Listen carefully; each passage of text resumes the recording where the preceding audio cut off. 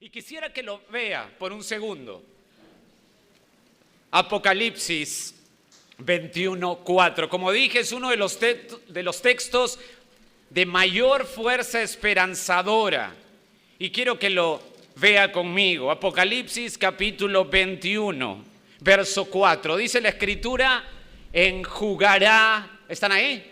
Dios toda lágrima de los ojos de ellos. Y escuche esto y lo tiene que subrayar.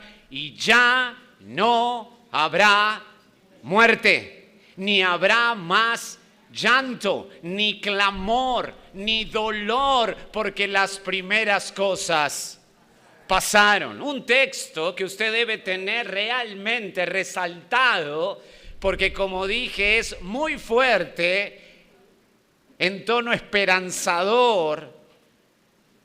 Y esto me encanta, es decir, no solo asegura este texto que el sufrimiento, el dolor, inclusive el error y el terror será erradicado en el estado eterno por el Señor Jesús, sino que además se podrá mostrar con total claridad que se ha llegado a la cumbre de la victoria total, pues en este estado futuro el enemigo más letal y efectivo de la raza humana en ese momento, en Apocalipsis 21:4, ya ha sido también quitado por completo.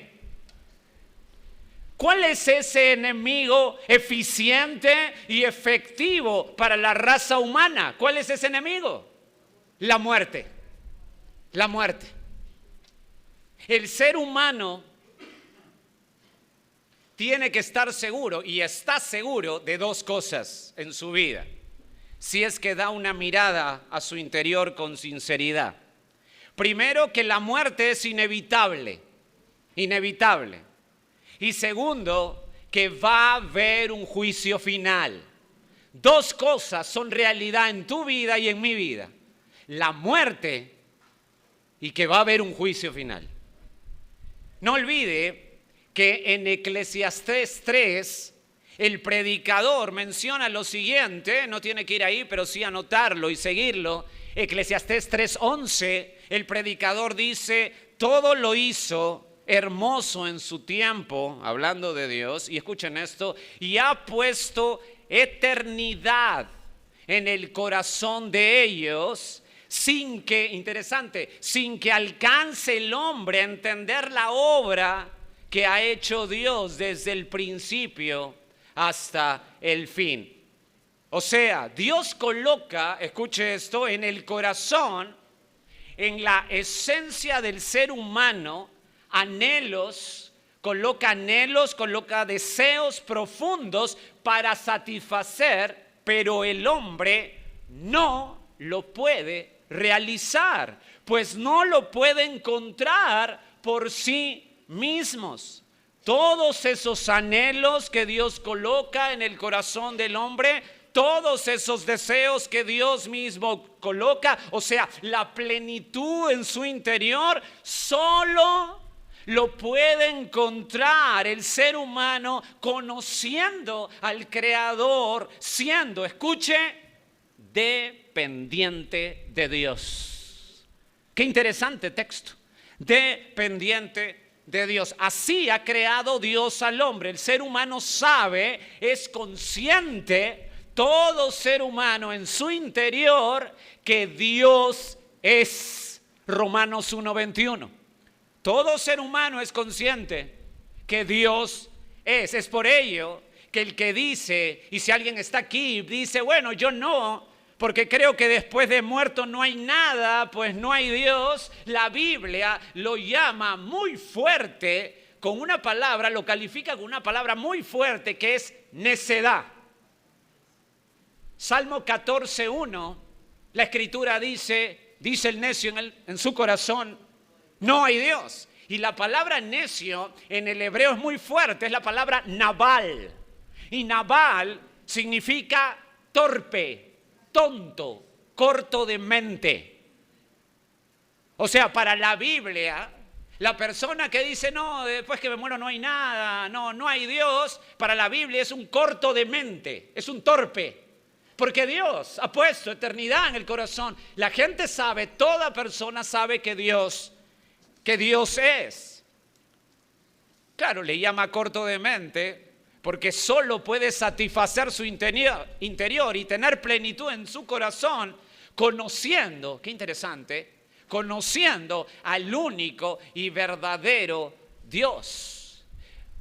El gran predicador Campbell Morgan comentó este texto y cito: Él es aquel, hablando de Dios, que ha puesto la eternidad en el corazón del hombre, es decir, ha creado allí anhelos profundos y apasionados, y escucha esto, y sin embargo no le ha dado al hombre la capacidad de encontrar lo que busca.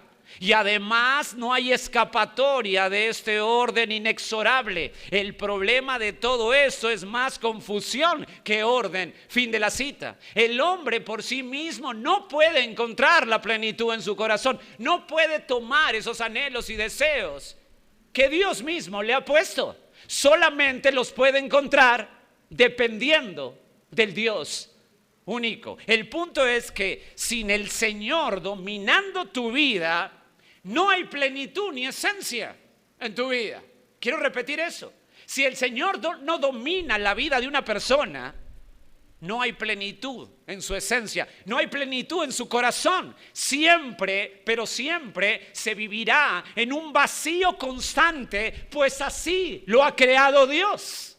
La gente quiere tapar ese vacío con fiestas, con hobbies, con dinero, con placeres, con vicios, con viajes, y cada vez que avanza parece que algo llena y otra vez vuelve al mismo vacío.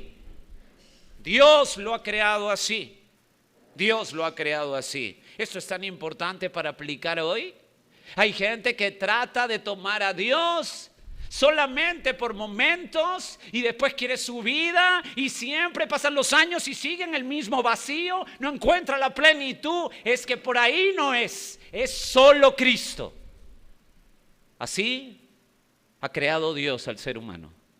Deseos, anhelos que no puedes alcanzar, solo dependiendo de Dios. Por ello que el hombre sabe en su interior dos cosas claras: va a morir y hay un juicio final. ¿Ok? ¿Ya está ahí? ¿Ok? ¿Ya está ahí? Ahora, la muerte es un tema difícil, pero real. Siempre estamos cerca de ella.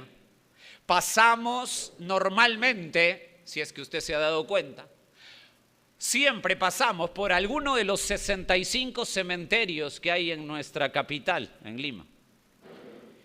Ya que de los 180,000 personas aproximadamente que mueren en el Perú al año, 40,000 mueren en Lima. Entonces siempre que vaya por un cementerio va a encontrar el mismo patrón en todos los cementerios.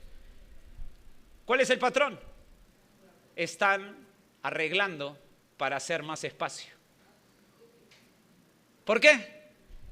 ¿Quién falta ahí?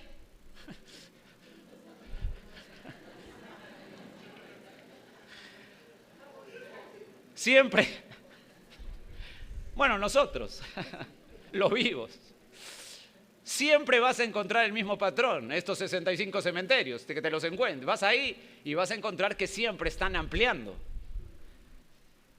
porque van a colocar más muertos. Eso es inevitable. Desde Génesis 3, que el pecado entró en el mundo y con ello la maldad y el desastre de esta tierra, todos a partir de Génesis 3 estamos bajo la maldición de la muerte. Todos. Y por supuesto, bajo esa maldición, el dolor se agudiza. Amados, la muerte siempre, pero siempre trae dolor. Siempre trae dolor. Algunos textos, Génesis 23:2, solo para que lo apuntes. Génesis 23:2, dice la Escritura: y murió Sara, en Kiriat Arba, que es Hebrón, en la tierra de Canaán. Y vino Abraham a hacer duelo por Sara y a llorarla. La muerte siempre desde el principio trae dolor. Génesis 37, cuando el patriarca Jacob pensó que su hijo José había muerto, note cómo reacciona ante esta tragedia en Génesis 37, 35, puede anotarlo. Dice, y se levantaron todos sus hijos y todas sus hijas para consolarlo, mas él no quiso recibir consuelo porque su hijo estaba muerto y dijo, según él, y dijo, descenderé enlutado a mi hijo hasta el Seol, y lo lloró su padre. ¡Wow! ¿Cómo expresa su aflicción? Es que la muerte es dolor, amados.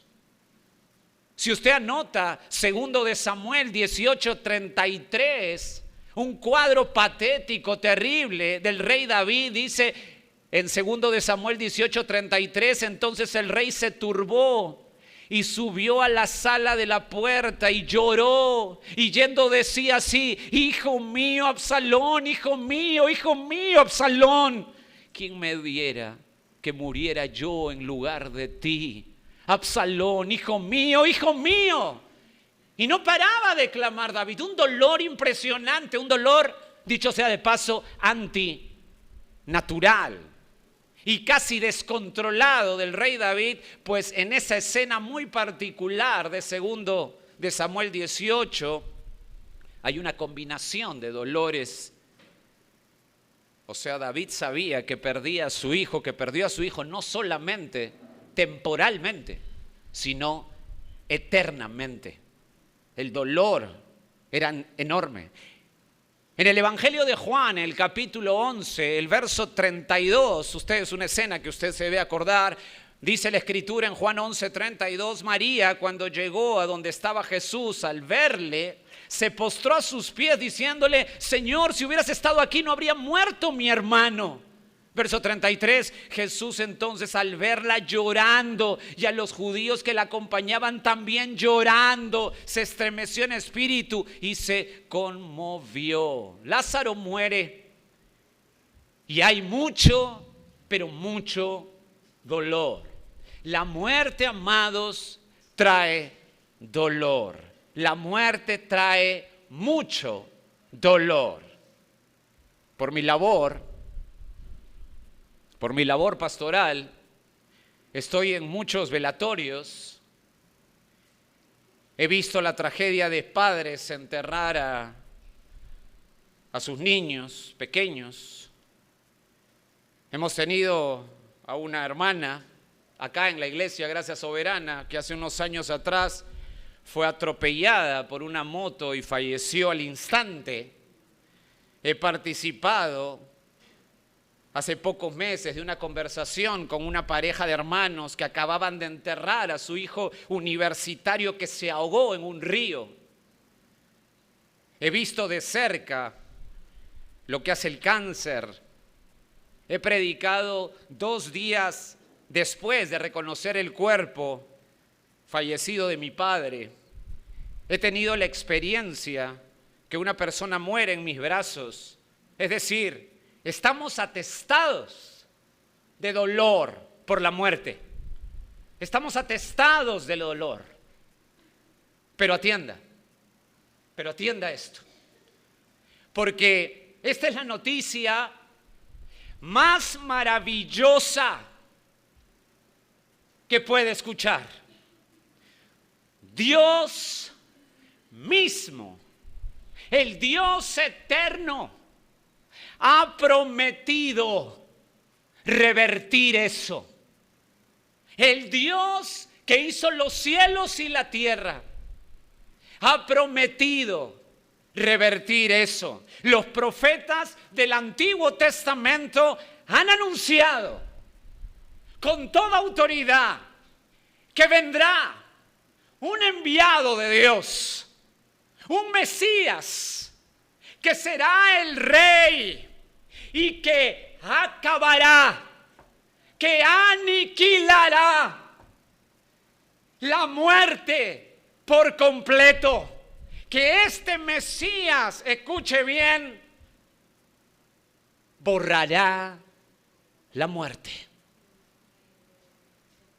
Cuando usted tiene eso en mente, usted empieza a tomar una esperanza maravillosa. Amados, lo que vamos a afrontar ahora tiene que quitar el temor a la muerte a toda persona que ama a Cristo. Porque Dios ha prometido que su enviado, su Mesías, quitará, borrará y anulará para siempre la muerte. Escuche lo que dice el profeta Isaías en Isaías 25:6, que sería bueno que lo vea. Isaías 25:6, note lo que dice el profeta Isaías mirando y apuntando al Mesías de Dios en Isaías 25:6. Dice la Escritura: y Jehová de los ejércitos hará en este monte a todos los pueblos, no sé si lo ve ahí, ¿qué cosa va a hacer? Banquete de manjares suculentos, banquete de vinos refinados, de gruesos tuétanos y de vinos purificados. Deténgase ahí. Usted no lo entendería bien si es que no afrontó la sección pasada de Mateo. ¿Recuerda? Según lo que vimos en la sesión pasada, cuando el Señor está con los suyos, ¿cuál es el patrón? Alegría, fiesta, fiestón. Eso es Isaías 25:6. Alegría, fiesta, fiestón. En ese ambiente esperado por el remanente fiel. Ahora, en ese ambiente, ya usted está en el ambiente, ¿verdad? Note el verso 8. Destruirá a la muerte para siempre. Y escuche esto, que lo leyó hace poco.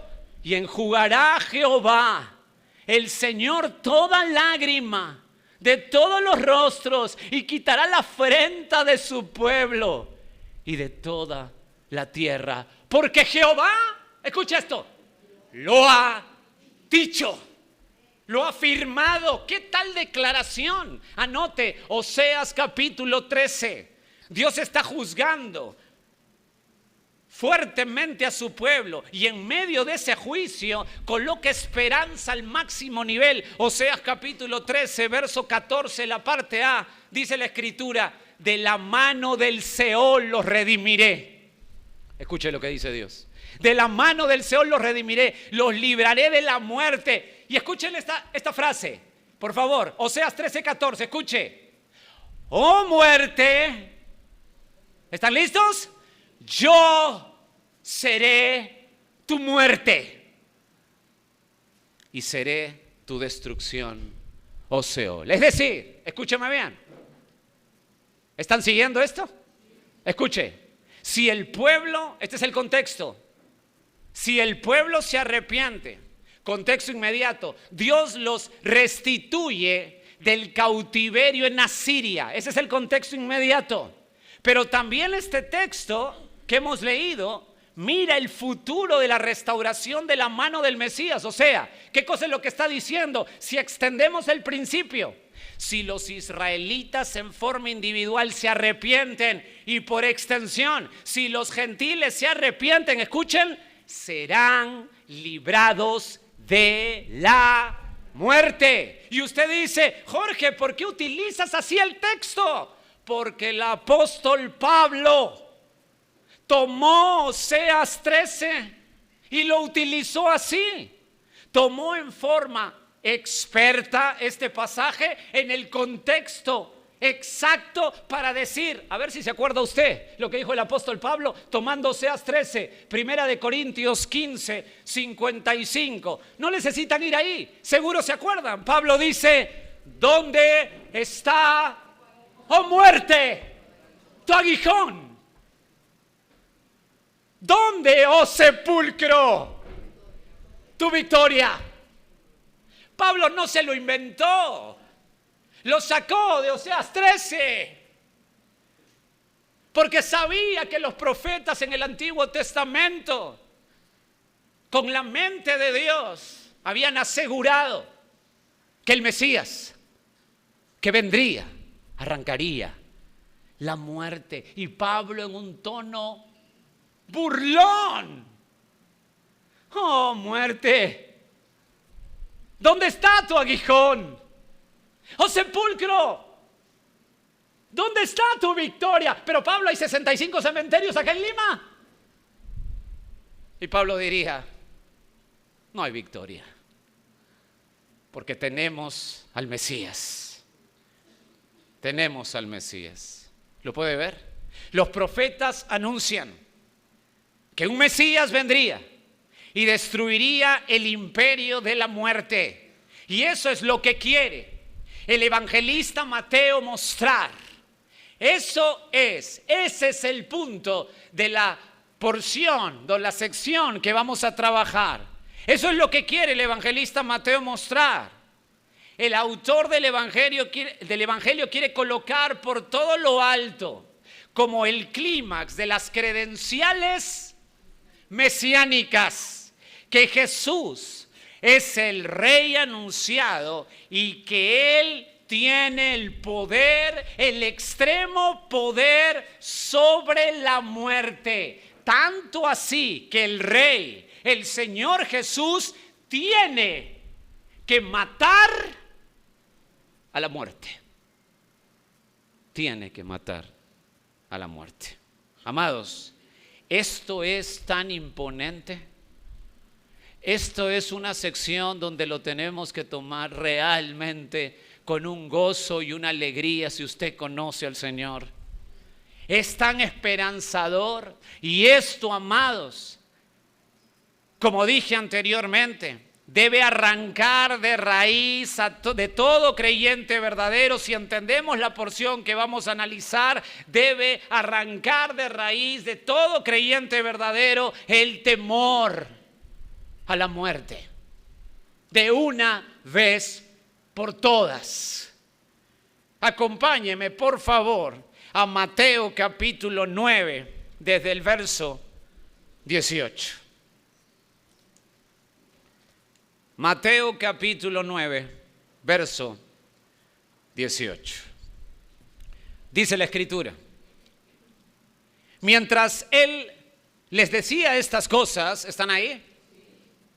Vino un hombre principal y se postró ante él, diciendo: mi hija acaba de morir, mas ven y pon tu mano sobre ella y vivirá. Y se levantó Jesús y le siguió con sus discípulos. Verso 20.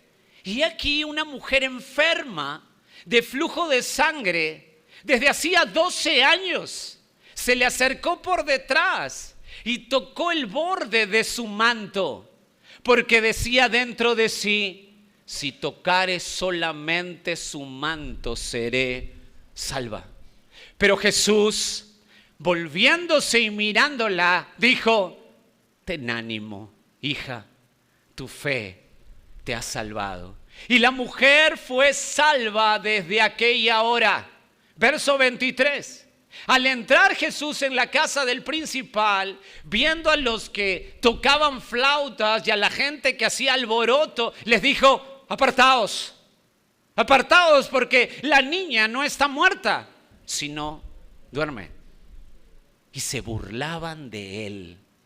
Pero cuando la gente había sido echada afuera, entró y tomó de la mano a la niña, y ella se levantó. Y se difundió la fama de esto por toda aquella tierra. Mis queridos, Mateo sigue su argumentación puntillosa y tan rica sobre las credenciales mesiánicas de Jesús. O sea, no nos estamos apartando del punto macro que comenzamos en el capítulo 8. ¿Lo recuerda? ¿Lo recuerda? Él va a contestar, Mateo contesta: ¿quién es este hombre? Y la respuesta es desmenuzar las credenciales mesiánicas. Como usted debe recordar, el autor desde el capítulo 8 ha mostrado que Jesús es el Mesías, colocando el poder de Jesús como superior al poder de la enfermedad física. ¿Se acuerdan en esa sección de Mateo 8 del 1 al 17? Imponente las sanidades. Después, a continuación, el autor también expresa el exuberante poder de Jesús, el aplastante poder de Jesús frente al mundo natural. ¿Recuerda eso? Que cae el mar, cae el viento en Mateo 8, 23 al 27. Y Mateo siguió su argumentación acelerando y a continuación muestra cómo los demonios se someten al Señor Jesucristo. ¿Recuerda eso? En Mateo 8, 28 al 34, una sección que nos dejó sin aliento, ya que claramente empieza en esa sección a responder el verso clave del Antiguo Testamento. ¿Cuál es el verso clave del Antiguo Testamento que sigue el hilo por toda la Escritura? Génesis, capítulo 3, verso 15. El protoevangelio. Se anuncia un Mesías que aplastará ¿a quién? A la serpiente. ¿Me están escuchando? Voy a repetir. Se anuncia el Mesías en Génesis 3. La primera referencia que el Mesías viene de una mujer y va a aplastar ¿a quién? A la serpiente, a Satanás. Entonces, en ese argumento gigantesco, o sea, si usted no lo ve vibrante, es porque no ha entrado a esto con mente judía. Está todavía con mente gentil en Mateo, se va a desviar. Con mente judía, los judíos se tienen que quedar sin aliento porque están respondiendo Génesis 3:15. Este hombre aplasta a Satanás, Génesis 3:15. Y para seguir argumentando que Jesús es el rey, el Mesías anunciado coloca una porción, Mateo, triple del poder de Jesús frente al pecado en Mateo 9 del 1 al 17. Y decimos triple porque el autor, o sea Mateo, quiere desplegar esto con mucha fuerza, precisión y exactitud, ya que es vital, a ver, piense conmigo, ya que es vital que el Mesías tenga que vencer al pecado. ¿Verdad que sí? ¿Es vital o no? Claro, claro. Pues si el autor no prueba, o sea, prueba lo demás, pero no prueba que el Mesías venidero, o sea que Jesús como credencial perdone el pecado, entonces, damas y caballeros, nada tiene sentido. ¿Me escuchó? Nada tiene sentido. Creo que me entiende. Usted puede ser sanado portentosamente en lo físico por Dios, pero si no es perdonado de su pecado, con su sanidad y todo se va al infierno. Es vital que Mateo pruebe que Jesús perdona pecados. Note un texto, Lucas 17:11. Vaya un momento ahí. Quiero mostrarle claramente esto. Usted tiene que recordar esto. Si no prueba que el Mesías perdona pecados, nada tiene sentido. Por eso que lo que hace Mateo es ir increchendo, paso a paso, hacia arriba con las credenciales mesiánicas. Lucas 17, desde el verso 11. Yendo Jesús a Jerusalén, ¿están ahí?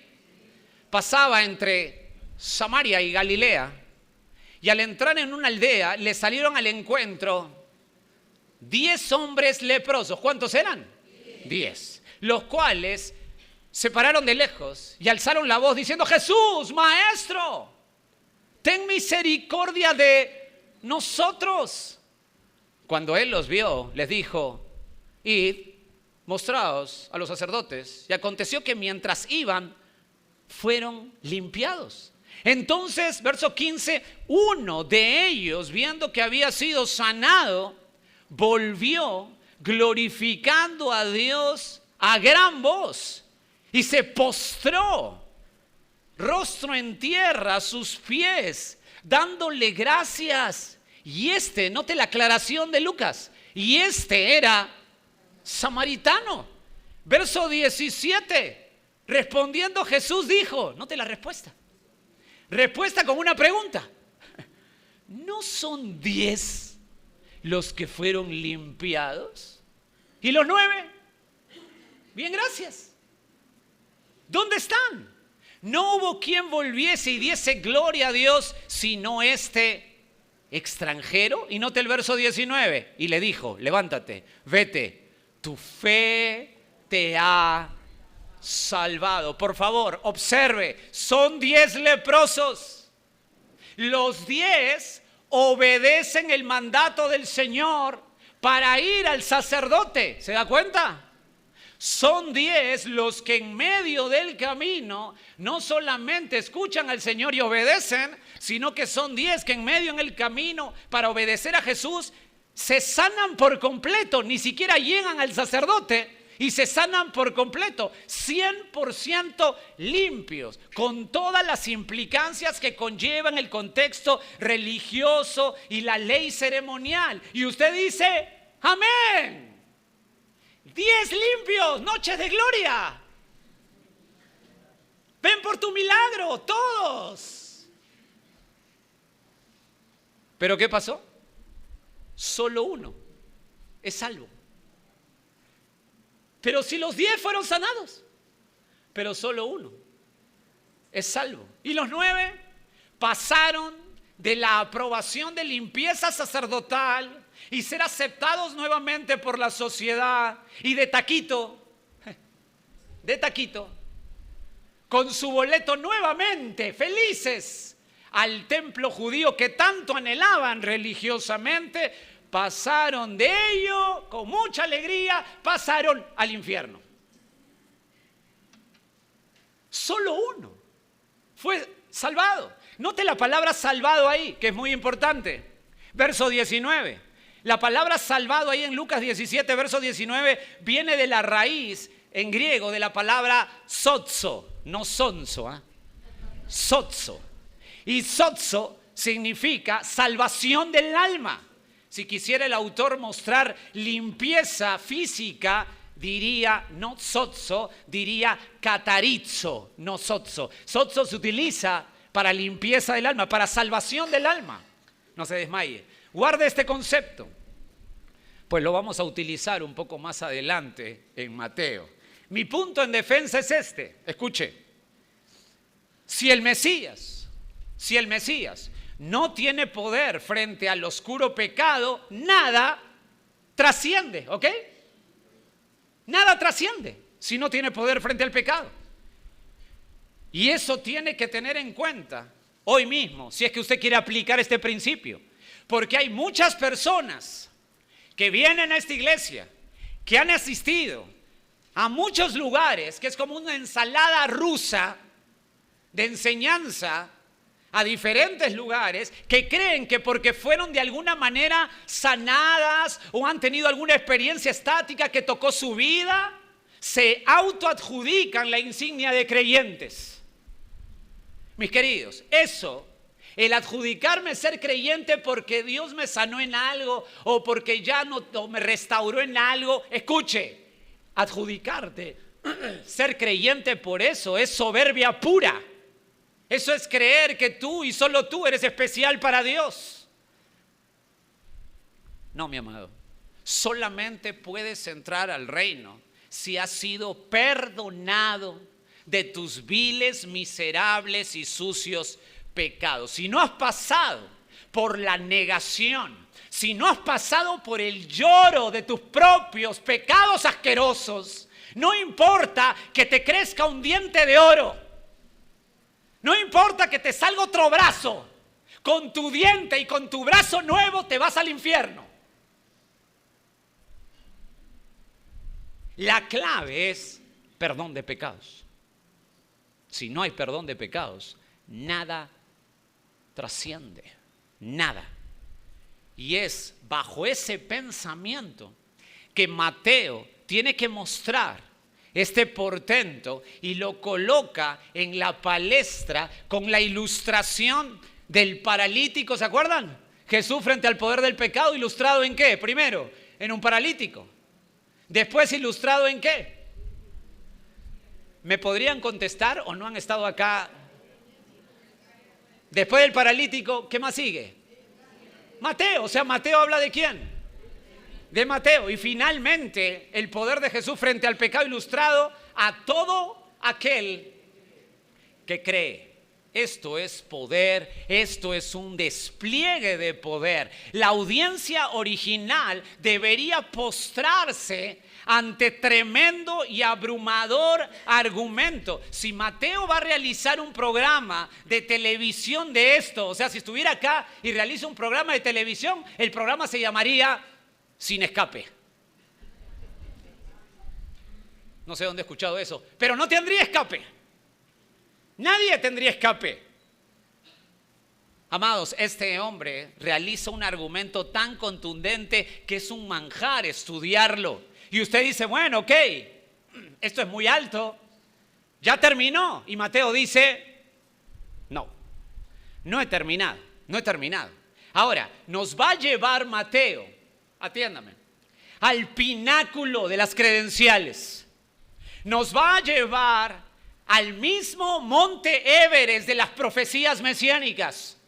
Nos va a llevar a la misma fuente de poder, pues a partir de ahora el autor quiere mostrar el poder de Jesús frente a la muerte. Mateo quiere abarcar todo. ¿Se da cuenta? ¿Se da cuenta de lo abrumador que es este autor? Quiere abarcar todo. Y mis queridos, tiene que ser así. El reconocimiento de Jesús como el Mesías de Dios es ¿por qué? ¿Cómo reconoce con mente judía que Jesús es el Mesías de Dios? ¿Cómo lo reconoce? Por sus credenciales mesiánicas. Y yo, para que conteste con mayor alegría y seguridad, observe lo que dijo Jesús a un desanimado y dudoso Juan el Bautizador, que estaba preso en ese momento. O sea, si está preso y sabe que su ministerio central era dar la bienvenida al Mesías de Dios, pero no ve, este hombre le da la bienvenida, pero no ve que haya un reino terrenal divino. Está preso y no ve que haya eso. No ve que el Mesías se presentó en ese momento dominando el mundo. No ve restauración, Juan el Bautizador. No ve las profecías cumplidas, no ve nada. No entendía el plan que el mismo Jesús va a hilar y mostrar más adelante con un mapa exquisito y completo de la historia redentora y restauradora. Y eso lo veremos en el capítulo 13 de Mateo. Si vive eso Juan el Bautizador, que lo presentó, y no ve ninguna restauración, ¿cómo lo animaría a Juan el Bautizador? Bueno, Jesús dijo esto, Mateo 11, versículo 3. Y al oír Juan en la cárcel, hablando de Juan el Bautizador, estoy dando lectura Mateo 11:2, y al oír Juan en la cárcel los hechos de Cristo, le envió 2 de sus discípulos para preguntarle. ¿Qué le preguntaron? ¿Eres tú aquel que había de venir o esperamos a otro? Qué pregunta, ¿eh? Del que presentó a Jesús. ¿Eres tú aquel que vas a venir o tenemos que esperar a otro? Estaba recontra desanimado. Estaba en este momento Juan el Bautizador despistado. Respondiendo Jesús, le dijo a los discípulos para que le digan a Juan: id y haced saber a Juan las cosas que oís y veis. Verso 5. Los ciegos ven, los cojos andan, los leprosos son limpiados, los sordos oyen y escuche, los muertos son resucitados y a los pobres es anunciado el evangelio. ¿Cómo lo anima? ¿Cómo lo anima? Dile a Juan que yo tengo las credenciales mesiánicas. Que tranquilo, acá estoy yo. Tranquilo, acá estoy yo.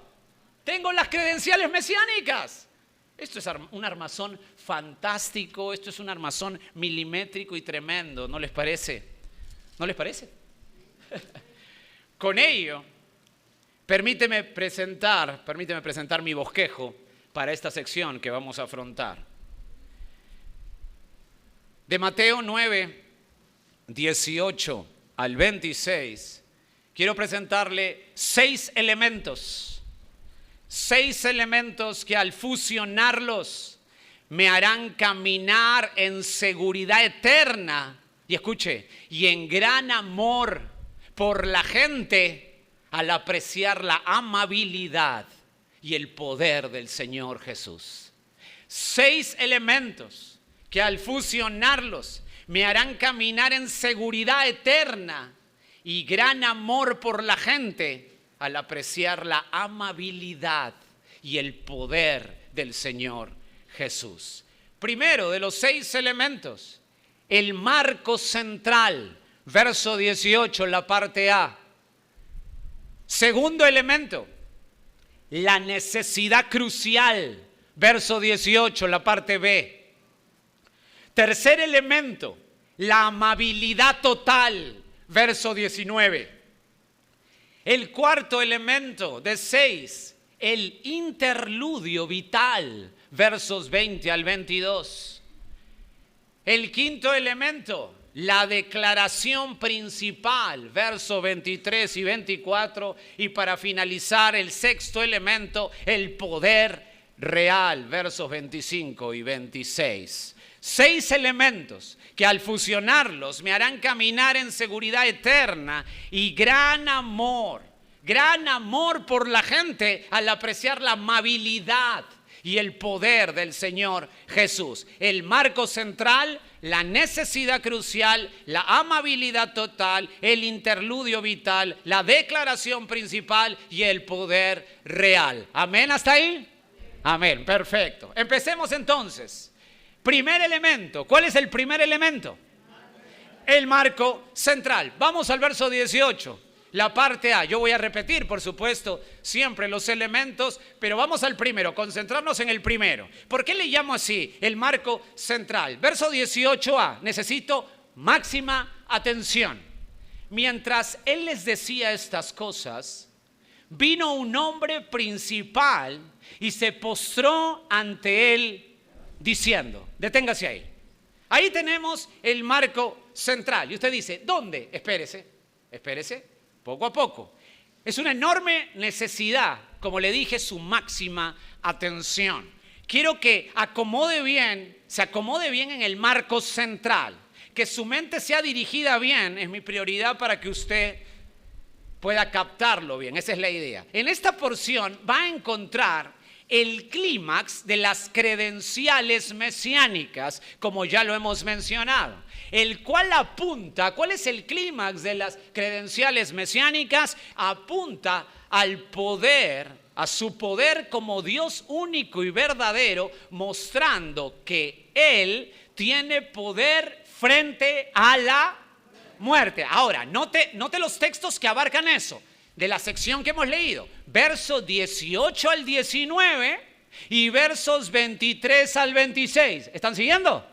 Por favor, necesito máxima concentración para que entienda el marco central. Otra vez, va a mostrar Mateo el clímax de las credenciales mesiánicas. O sea, si Él es el Mesías, tiene que tener poder sobre la muerte. ¿Dónde muestra eso? Verso 18 al 19 y versos 23 al 26. Pero, atención, en ese impresionante clímax va a encontrar envuelto entre el relato un acto de sanidad que apunta o se extiende, escuchen, a su amabilidad, sensibilidad y cariño, lo cual también lo veremos como un interludio en donde el Señor Jesús sana a una mujer con flujo de sangre, versos 20 al 22. Por supuesto, cuando lleguemos ahí, le explicaré cómo encaja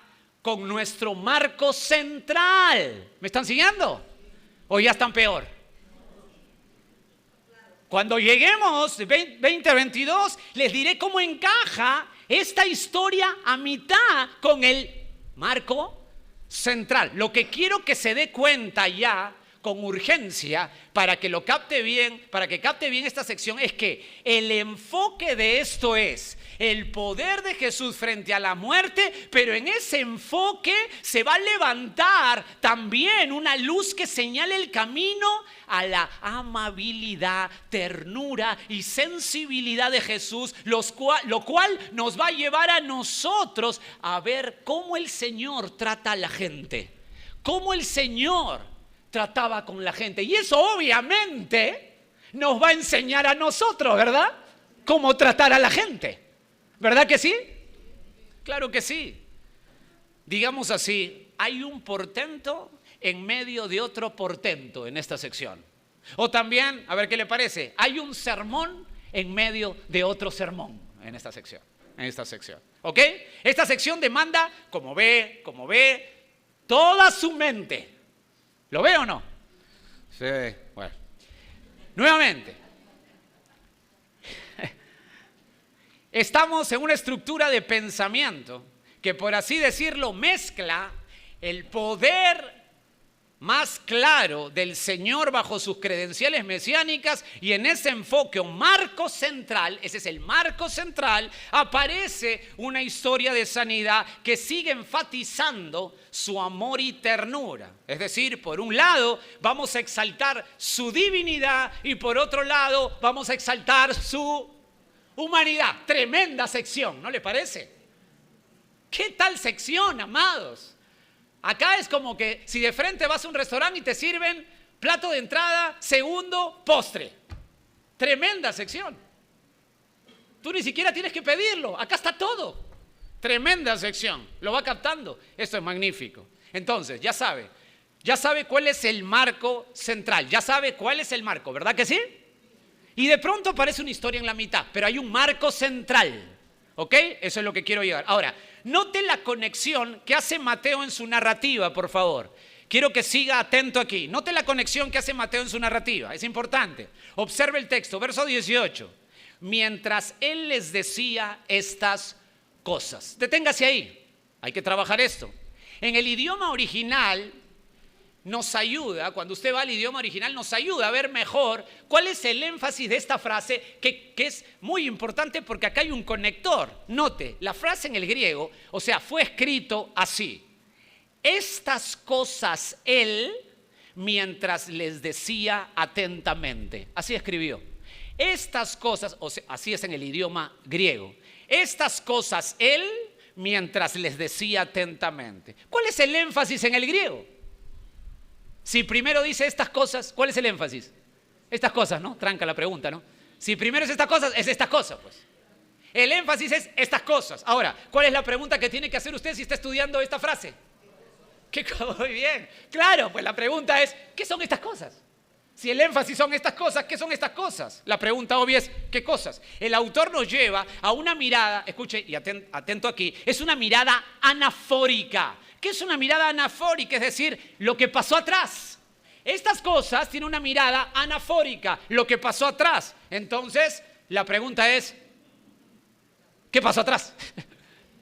Antes de recordar lo que pasó atrás, quiero que se dé cuenta que Mateo, antes que ahorita vamos a ir a la mirada anafórica, quiero que se dé cuenta que Mateo, aunque nos tiene acostumbrados a ser estratégico, en esta porción está también siendo nuevamente cronológico. Muy bien, ¿lo ve? Porque hace primero una mirada anafórica hacia atrás. O sea, está mostrando que él quiere apuntalar lo que ha pasado atrás, cuando realmente Mateo nos ha tenido acostumbrados a ser estratégico. Toma porciones que no están en orden, pero aquí sí, aquí sí. Ahora, él quiere que miremos, en primer lugar, el énfasis que estaba presentando la sección anterior. Entonces acá tengo que hacerle una pregunta. ¿Cuál fue el punto central de la sección anterior? La religiosidad. ¿Estuvieron en Gracia Soberana? ¿Son nuevos miembros? ¿Han llegado recién? ¿Esto es campaña evangelística? No, ¿en qué están? ¿Cuál es el punto central de la sesión pasada?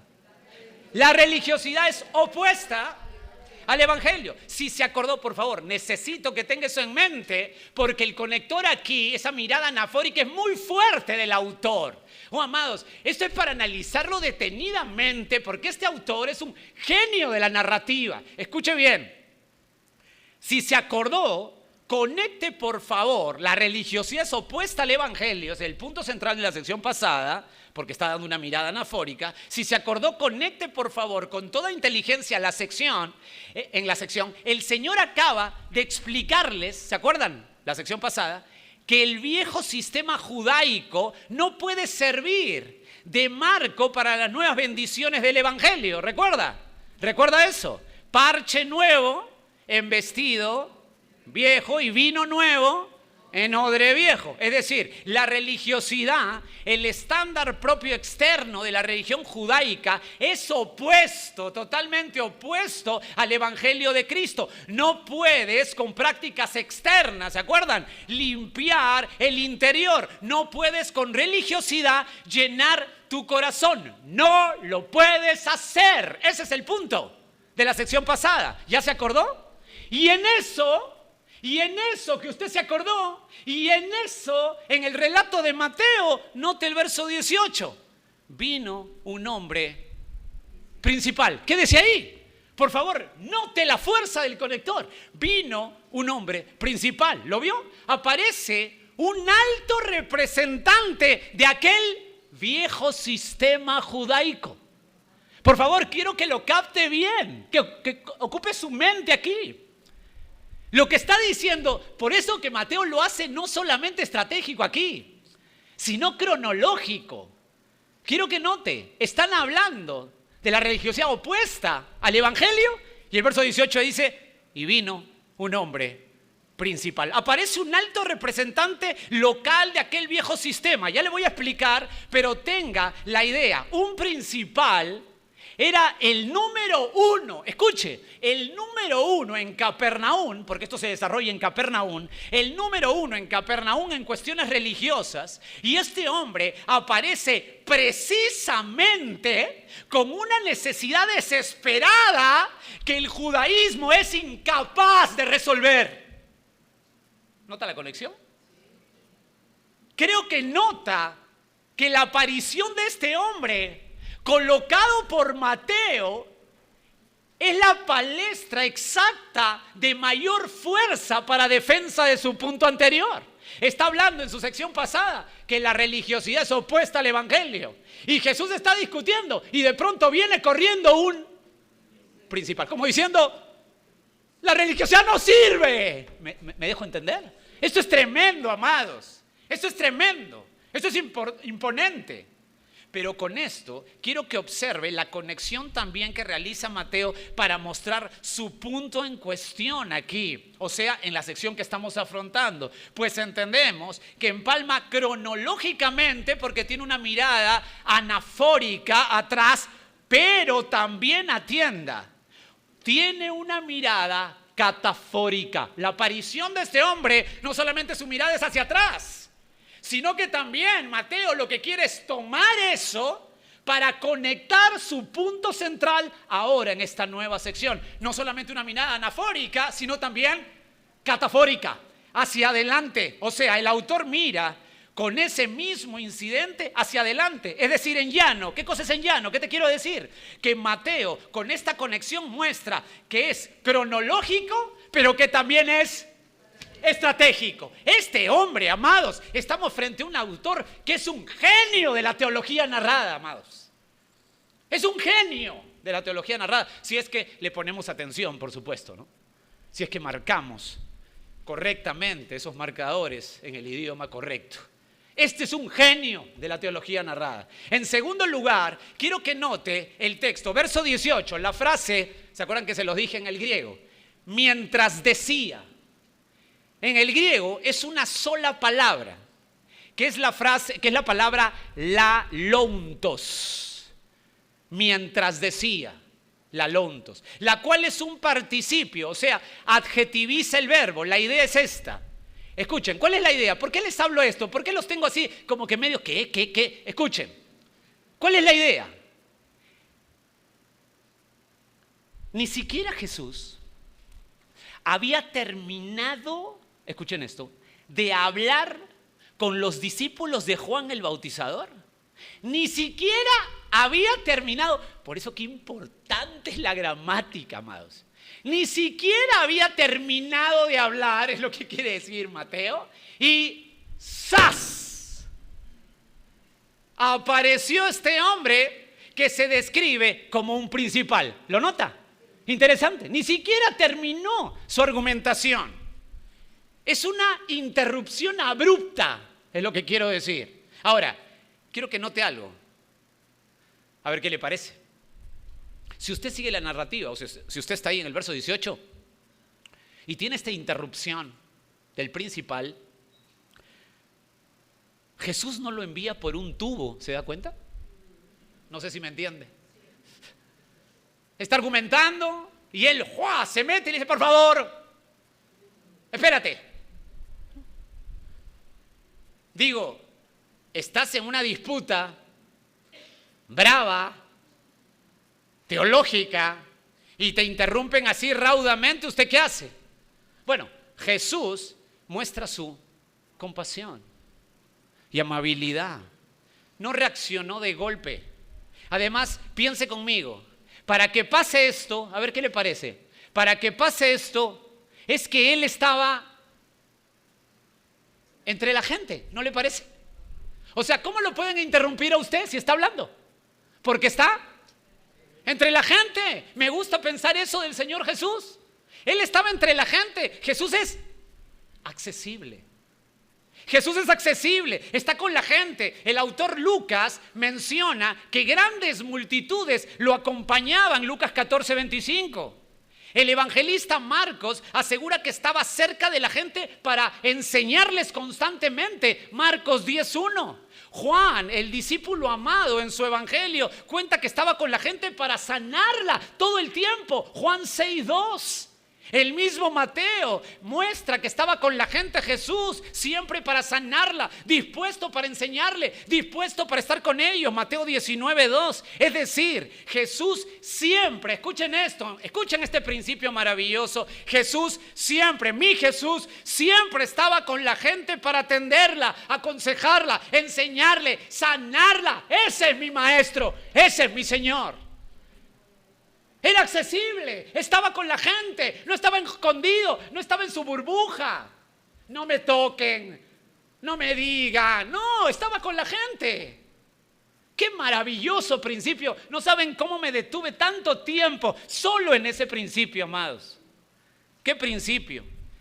Me encanta cuando el mismo Señor menciona esto en Marcos 8:2, solo para encerrar esta argumentación. En Marcos 8:2, solo apúntelo, escuche lo que dice Jesús en Marcos 8:2. Tengo compasión de la gente porque ya hace 3 días están conmigo y no tienen qué comer.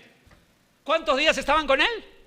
3 días con él, con la gente. Me encanta ese pensamiento. Mi Señor era accesible, siempre estaba con la gente. No era un divo. ¿Qué tal principio? Mi Señor tiene un corazón tan amable, tan compasivo y súper accesible. Es Dios. No dejó de ser Dios. Porque a veces escucho, no, Jesús vino, dependía del Espíritu y Él no hacía nada, Él no tenía el poder. Escuche, Jesús es Dios. Nunca dejó de ser Dios. Nunca dejó de ser Dios, nunca dejó de ser 100% Dios, amados, en ningún momento. Es el eterno y siendo Dios, mira cómo se desenvuelve con la gente en este mundo. ¿Qué tal ejemplo? Nos hace sentir como unos pigmeos, unos soberbios, enanos y torpes en esto. Siendo nosotros nada en ocasiones, ¿cuántas veces dejamos la compasión a un lado? ¿Qué tal ejemplo de nuestro Señor? Siga por favor en Mateo. Ya sabe usted, un hombre en cuya historia se basa el marco central, entra de manera rauda a interrumpir la conversación de Jesús con los desacertados, así podemos decir, los desacertados discípulos de Juan el Bautizador. Este hombre entra en escena, o sea, el principal entra en escena y note, mire cómo entra en escena, entra así, note, verso 18. Vino un hombre principal y se postró ante él diciendo, deténgase ahí, quiero que pose su mirada en la frase un principal. La frase un principal en el griego es archon heis. Y esto es muy importante porque literalmente es el gobernador o el gobernante. Ahora, quiero que preste atención a esto. ¿Están conmigo todavía? Quiero que presten atención a esto. Mateo coloca esta historia en 9 versos. ¿Me sigue? Mateo coloca esta historia en 9 versos, mientras que Marcos lo hace en 23 versos. Y Lucas coloca esta misma historia en 17 versos. En 17 versos. Hay que, obviamente, si usted sabe esto, hay que extraer de los autores paralelos de esta narrativa para captar mejor, ¿verdad? La historia, ¿no le parece? ¿No le parece? Estamos hablando de una narrativa. Claro que sí. Un autor llamado Bort, una persona muy pensante en la teología, menciona y cito, Mateo ha suprimido muchos detalles, no porque los desconozca, sino porque no le interesa lo anecdótico ni lo psicológico, sino solo aquello que contribuye a su triple tesis, que Jesús es el Mesías y ostenta una autoridad que se extiende a todas las áreas de la vida. Fin de la cita. Pero Mateo, en cuentas reales, escribió 9 versos de esto. Pero los demás autores sinópticos se extienden más.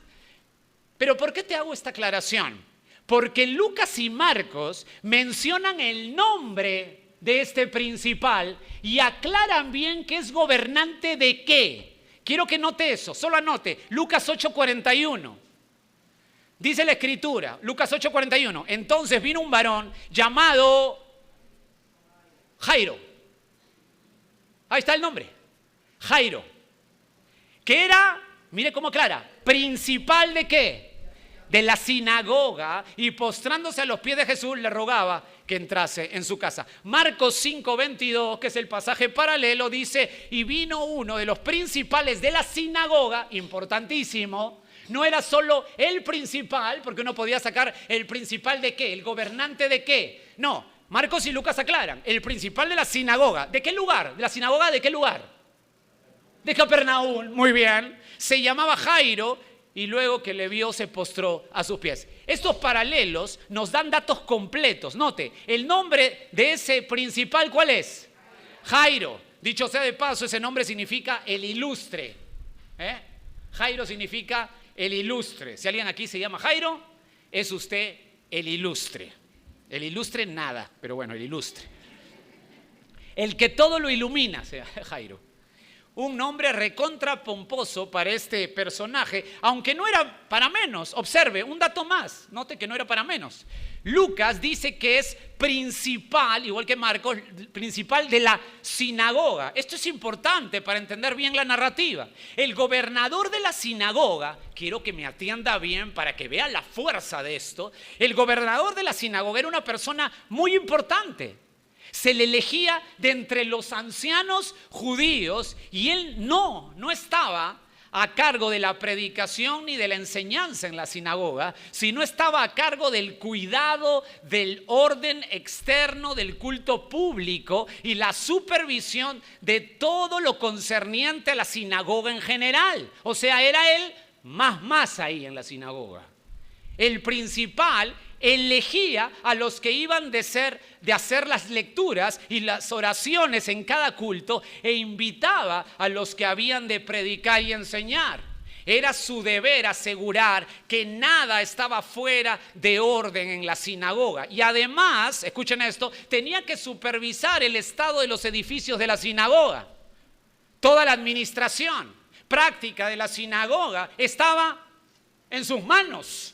En sus manos. Este era el number one, el número 1. Quiero que me atienda bien, por favor. Una persona así, escuchen, una persona así, como menciona un autor, solo acudiría a Jesús como el último recurso de su vida.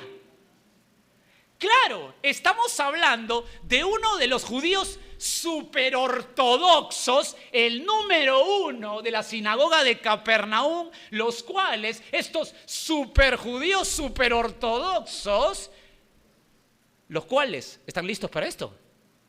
Escuche bien, consideraban ya a estas alturas a Jesús como un hereje peligroso.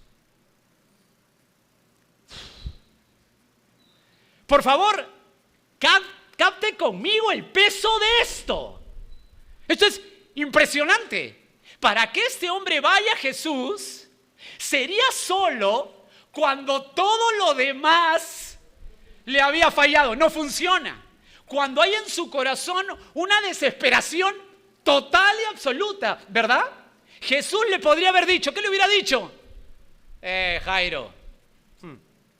O sea, cuando te iba bien y cuando estabas ahí como jefecito, nunca me buscaste, ni me miraste. Inclusive tu pensamiento era que maten a ese carpintero. Ahora que las cosas te van mal, acudes a mí para que te ayude. ¿Lo puede notar? Jesús fácilmente lo pudo haber negado rotundamente, le pudo haber negado rotundamente su ayuda. Era un enemigo, pero había algo más que el maestro querría mostrar. Siga armando conmigo, observe. ¿Cómo llega Jairo al Señor? Verso 18. Y usted dice, ¿y a qué hora es el verso 19? Espérense. Yo los leo desde acá. Yo soy algo así como da mentalis. ¿Cómo llega Jairo al Señor? Verso 18. Vino un hombre principal y escuche, ¿cómo llega? Se postró ante él diciendo, deténgase ahí, note el texto. Este hombre, el más importante, ya usted lo tiene, el más importante de la sinagoga en Capernaum, el anciano más importante de Capernaum y el que a estas alturas debía ser el que más odiaba al hereje Jesús por violentar los manuales y los estándares judíos, este hombre vino y se postró. Palabra fortísima para Mateo. Postró. Atienda, postrar viene de la raíz proskuneo. Esa es la palabra en el griego, esa es su raíz. Proskuneo, el cual significa, escuchen, adorar, besar los pies, hacer reverencia. Y además, esta palabra está en un aspecto llamado en el griego imperfectivo, es decir, resalta, eso es que importante es esto, resalta no el tiempo de la acción, sino el tipo de acción. Lo que le quiero decir es que este hombre, escuche, llegó constantemente mostrando reverencia. O sea que no se postró solamente cuando llegó, sino que llegó postrándose. Señor, Señor, Señor, Señor, Señor, Señor, Señor. Pues llegó postrándose. Ahora, quiero que antes que se emocione por la palabra proskuneo, me atienda bien. Si bien es cierto, Mateo utiliza proskuneo 13 veces en su evangelio, y claro que utiliza proskuneo porque el punto macro de Mateo, ¿cuál es? Jesús es el Rey. Obviamente que adorar tiene que ser una palabra clave en Mateo y la utiliza 13 veces. Por ejemplo, en Mateo 14:33 dice, entonces los que estaban en la barca vinieron y le adoraron, proskuneo, diciendo, verdaderamente eres el Hijo de Dios, en Mateo 14:33. Si bien es cierto, se utiliza así porque proskuneo es palabra clave, como le digo, para Mateo y formar su punto central. Pero también es cierto que no siempre esa palabra se utiliza para adorar con corazón correcto. ¿Está bien? O sea, todavía no nos emocionamos con Jairo. No significa necesariamente para adorar con corazón correcto. Por ejemplo, en la parábola del mayordomo infiel, ¿se acuerdan la parábola del mayordomo infiel? Para que el amo no le coloque en la cárcel al infiel siervo, él le ruega de la siguiente manera. Le dice en Mateo 18:25, entonces aquel siervo postrado, proskuneo, en Mateo 18:25, le suplica diciendo, Señor, ten paciencia conmigo y yo te pagaré toda la deuda. ¿Se acuerdan de eso? ¿Y qué hace el siervo infiel? ¿Le paga o no le paga? No le paga, pues no le paga nada, no podía pagar, era imposible la deuda. Recuerda también, esta me encanta, a la mamita de Juan y Jacobo.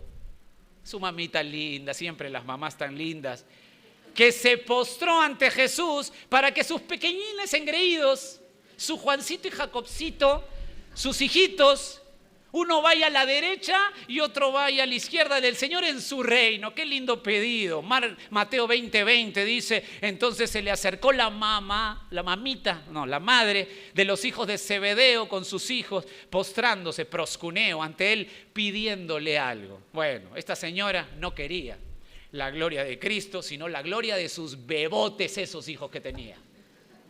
Usted lo sabe. Entonces, regresando a Mateo, la pregunta hasta aquí sería, ¿se postró Jairo delante del Señor, proscuneo, porque su corazón estaba seguro quién era o por reverencia y honra al Maestro? ¿Por qué se postró? ¿Estaba seguro que él era el Cristo?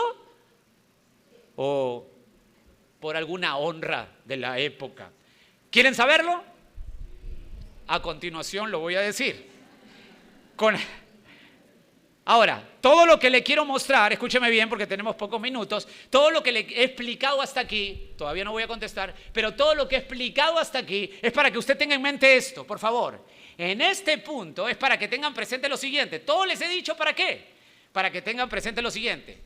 Sobre Jairo y su historia gira el marco central. ¿Amén, hermanos? Ese es el marco central. Va a aparecer una historia al medio, sí, pero sobre Jairo y su historia gira el marco central. ¿Lo tienen hasta ahí? Perfecto. 6 elementos que al fusionarlos me harán caminar en seguridad eterna y gran amor por la gente al apreciar la amabilidad y el poder del Señor Jesús. Ya vimos el primer elemento, el marco central. ¿Están bien hasta ahí? ¿O están peor? Ya, están bien. Segundo elemento, la necesidad crucial. Note, verso 18b. Mi hija acaba de morir, mas ven y pon tu mano sobre ella y vivirá. Si estamos atentos a la narrativa, creo que se puede contestar si se postró Jairo delante del Señor porque su corazón estaba seguro quién era él o por reverencia y honra de la época. Quiero que vaya armando conmigo para contestar correctamente. ¿Está bien? Hablemos de la hija unos minutos. Mateo es muy escueto, como ya sabe, pero Lucas da un dato muy significativo que usted tiene que guardar. Lucas dice eso en Lucas 8:42 sobre la hija. Porque tenía una hija, está hablando de Jairo, ¿ok? ¿Ok? ¿Ok? Ya. Tenía una hija, escuchen, única, qué dato tan importante, una hija única como de 12 años, qué datazo, Qué datazo. Y uno dice, ¿y por qué? Bueno, por 2 cosas, pero déjame darte primero, paso a paso, la primera, porque me parece importante. 12 años en la cultura judía era importante para una mujer, porque una niña empezaba a ser mujer a los 12 años y un día. ¿Me están escuchando? Una mujer empezaba a ser mujer a los 12 años y un día para la cultura judía. El varón a los 13 años y un día. La mujer antes, impresionante. ¿Por qué será? Ni siquiera me lo he pensado por si acaso, ni siquiera me he puesto a pensar. Todavía no. Pero primero la mujer, 12 años y un día. Es decir, Jairo estaba, por favor, entra a la escena conmigo, estaba afrontando la posible pérdida de su hija ya mujer, pero para él era su chiquitita. Oh, amados, esto tiene tanto, pero tanto de sensibilidad esta sección. Ya era para la cultura una mujer, para este hombre era su chiquitita. Imagínense el dolor. Todavía no arme. Espera un dato más. Lucas, en el verso que leímos, dice encima que su hija era única. ¡Qué dato! Su hija era única. ¡Wow! Esto agudiza más el dolor y la desesperación. Su hijita, su única hijita se está muriendo. Ahora, observe un detalle en la narrativa. Vuelva al texto, Mateo 18. Mi hija acaba de morir. Deténgase ahí. Mateo, como ya sabe, quiere ir a su punto de frente. Es por ello que coloca el desenlace de la niña de una vez. Pero la verdad es que cuando Jairo va a la presencia de Jesús, la niña no había muerto todavía. Lo que pasa es que Mateo dice, se ha muerto porque él quiere ir a su punto de frente. Pero en la narrativa de los paralelos, o sea, los sinópticos, Lucas y Marcos, la niña no había muerto. No había muerto. Marcos 5:23, la parte A dice, solo anótelo, dice, y le rogaba mucho diciendo, mi hija está agonizando. Note cómo se acercó este principal. Mi chiquitita se muere, Señor. Se está muriendo. Lucas 8:42, la parte B dice, se está muriendo, Señor. ¡Qué bárbaro! Ahora, con todo y en su mente, arme conmigo. Escuche, este hombre viene a postrarse a Jesús, ¿cómo? Desesperadamente. Pues el aparato religioso judío, contexto inmediato, que él representaba, no tenía nada. No contaba con ninguna herramienta ni recurso que podían ayudar a un padre dolido al extremo a enfrentar esta tragedia. No había nada en el aparato religioso judío. Era su hija. Era su hijita, su pequeña, que aunque ya era una mujer para la sociedad, 12 años, para él era su sol, su amanecer, era su chiquitita, era su única. Y su chiquitita se muere. ¿Cómo llegaría usted? ¿Cómo llegaría yo? Señor, yo pongo mi vida, yo quiero tomar la vida, mi hija no. Y este hombre, aunque era principal de la sinagoga, el anciano más importante en Capernaum, en lo religioso, no le importó ni una pizca su reputación. ¿Lo nota? Nada que el aparato religioso, nada que tengo que odiar a este hombre, no le importó ni una pizca su reputación. Todo su aparato religioso odiaba al carpintero de Nazaret. Todo su aparato religioso se asqueaba de aquel que vino diciendo que es el Mesías de Dios. Pero a este hombre no le importó nada. Su vida está debajo y la sombra de un hombre. Su hija se muere. Y lo más importante para él no es su vida. No le importa su vida. Le importa la vida de su pequeñita. Él quisiera morir antes que su pequeña.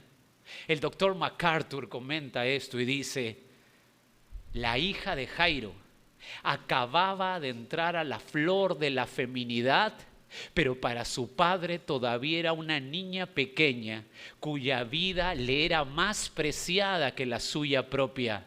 El sol de su infancia se había convertido en la sombra de su muerte. Fin de la cita. ¿Qué cita?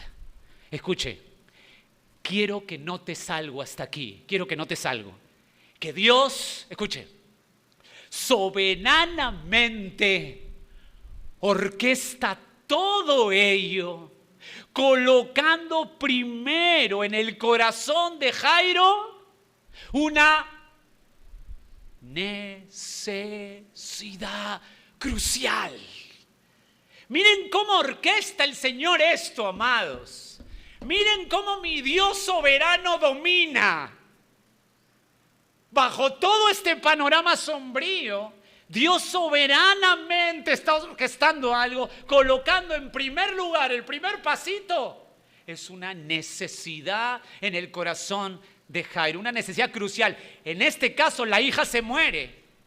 ¿Cuál es el principio? Escuche, si el buen Dios no permitiera que usted y yo comamos el polvo del dolor y del sufrimiento, si Dios no dejaría que usted tenga una gran necesidad, nunca, pero nunca iríamos a los brazos de Dios. Nunca le hubiéramos dicho, Señor, aquí estoy, nunca. Somos tan pecadores, tan alejados y muertos para Dios, que cuando Él busca a alguien tiene que colocarlo en el pozo de la desesperación. David dijo esto y David lo mencionó. Y me hizo sacar del pozo de la desesperación, dice David, del lodo cenagoso, Salmo 42. Porque si Dios no te coloca en el pozo de la desesperación, nosotros somos tan asquerosos pecadores que nunca quisiéramos a Dios. Nunca. Nos tiene que colocar entre la espada y la pared. Nos tiene que colocar entre la enfermedad y la más espantosa soledad del alma. Nos tiene que colocar entre los espinos más filosos para que nuestra vida caiga en cuenta que fuera del Señor Jesucristo no tenemos nada, pero nada, pero nada, pero nada.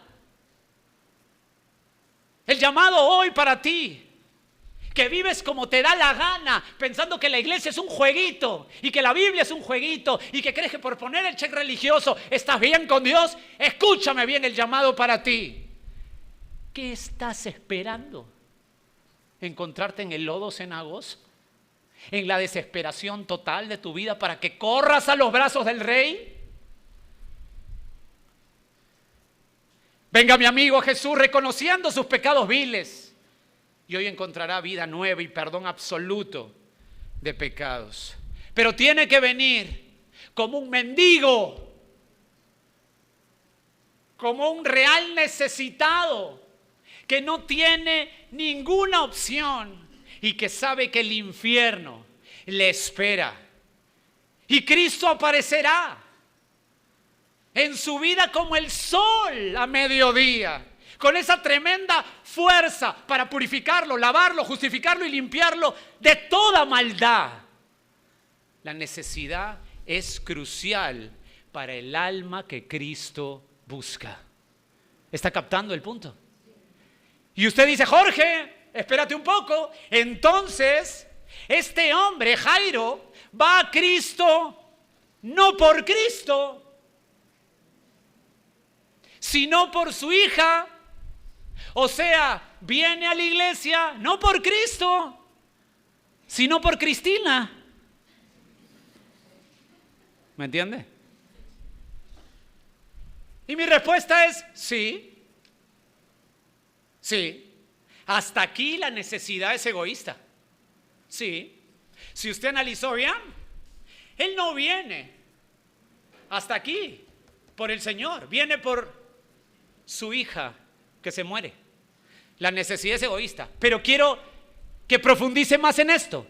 Quiero que vea el fondo, la esencia de este hombre. Note por favor lo que dice Jairo a Jesús en verso 18 al final. Por favor, esto es monumental. Esto tiene que estar resaltado. Miren, verso 18 al final.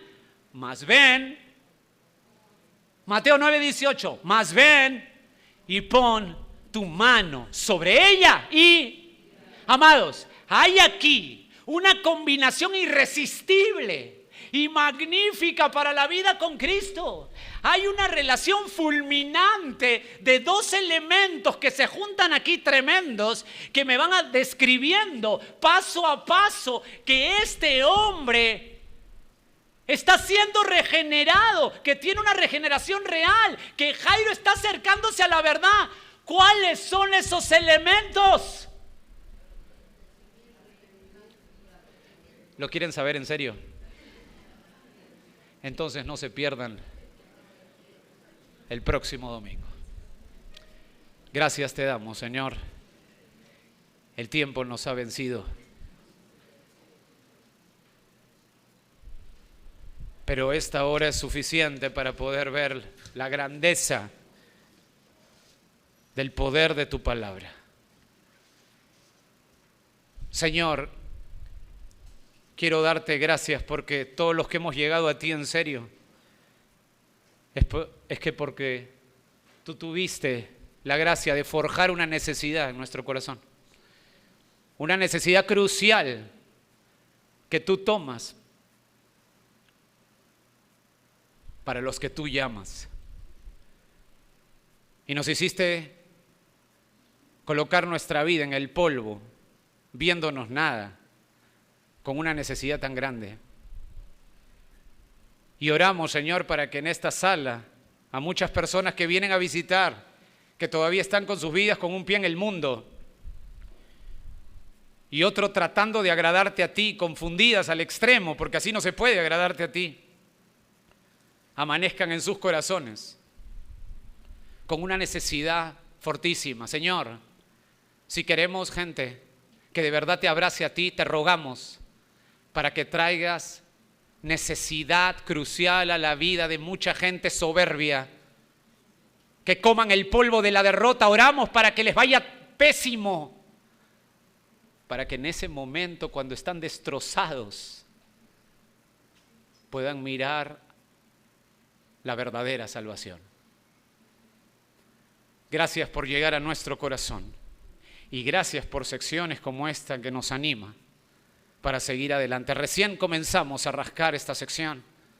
Ayúdanos a continuar, si es por tu gracia, si es por tu amor, si es como tú lo designes, lo decides, si son tus designios, para disfrutar contigo tu palabra. Te amamos, Señor, y te amamos porque tú tomaste la iniciativa primero. Gracias, Padre, en el nombre de Cristo. Amén. Dios los bendiga, amados hermanos.